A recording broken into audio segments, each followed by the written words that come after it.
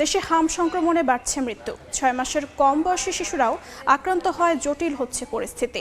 এই মুহূর্তে রাজধানীর ডিএনসিসি ডেডিকেটেড হাসপাতালে আছেন সহকর্মী মনির হোসেন এবং চাঁপাইনবাবগঞ্জে আছেন জাহাঙ্গীর আলম। সরাসরি প্রথমে যাচ্ছি মনিরের কাছে।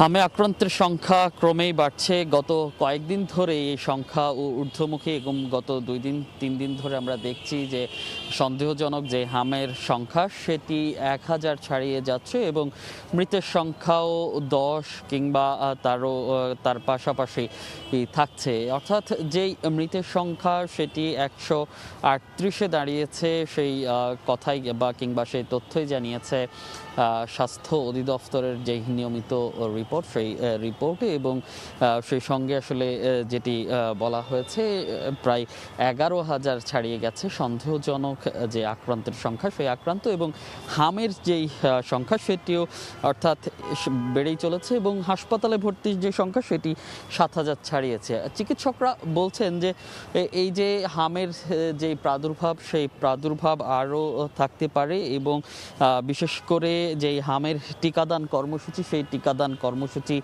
ব্যাহত হওয়ার কারণেই এই প্রাদুর্ভাব বাড়ছে এবং এই প্রাদুর্ভাব অর্থাৎ চিকিৎসকরা বলছেন যে স্বাস্থ্যবিধি যেও মানতে হবে এবং যেই সরকারি যেই টিকাদান কর্মসূচি চলছে, সেই টিকাদান অর্থাৎ 6 মাস থেকে 5 বছরের কম বয়সী শিশুদেরকে টিকা নেয়ার কথা বলছেন। এবং সেই সঙ্গে আমরা গতকালই দেখেছি স্বাস্থ্যমন্ত্রী জানিয়েছেন 3 মে থেকে যে সারা দেশে টিকাদান কর্মসূচি করার কথা ছিল সেটি এগিয়ে আনা হয়েছে, অর্থাৎ 20 এপ্রিল থেকে দেয়া হবে টিকা কার্যক্রম এবং 12 এপ্রিল দেয়া হবে ঢাকা দক্ষিণ এবং উত্তর সিটি কর্পোরেশনে টিকা দেয়া হবে।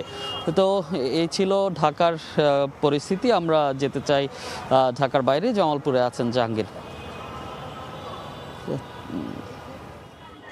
চাঁপাইনবাবগঞ্জের 3টি উপজেলা ও 1টি পৌরসভাকে গত রবিবার হামের জন্য হটস্পট হিসেবে ঘোষণা করে স্বাস্থ্য বিভাগ। এরপর পরের দিনই সোমবার থেকে এই 3টি উপজেলা ও 1টি পৌরসভায় একযোগে হামের যে বিশেষ টিকাদান কর্মসূচি সেটি চালু করেছে স্বাস্থ্য বিভাগ। তবে অবস্থার কিন্তু পরিবর্তন হয়নি। গত এক সপ্তাহ ধরে জেলা হাসপাতালে অন্তত 25 থেকে 30-35 জন করে প্রতিদিন ভর্তি হচ্ছে হাসপাতালে।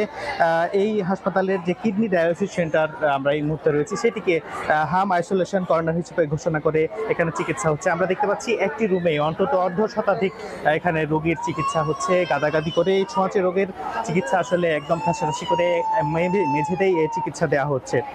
স্থানীয় যারা রোগীরা এসছেন তাদের অভিযোগ মূলত এখানে যেই পরিবেশ সেটিও আসলে তাদের অভিযোগ রয়েছে এবং বেশিরভাগ ক্ষেত্রেই তারা জ্বর, সর্দি, নিউমোনিয়া নিয়ে হাসপাতালে ভর্তি হয়েছে। এই মুহূর্তে হাসপাতালে ভর্তি রয়েছে 69 জন রোগী এবং যাদের 24 ঘন্টার মধ্যেই যাদের 35 জন এই হাসপাতালে ভর্তি হয়েছে।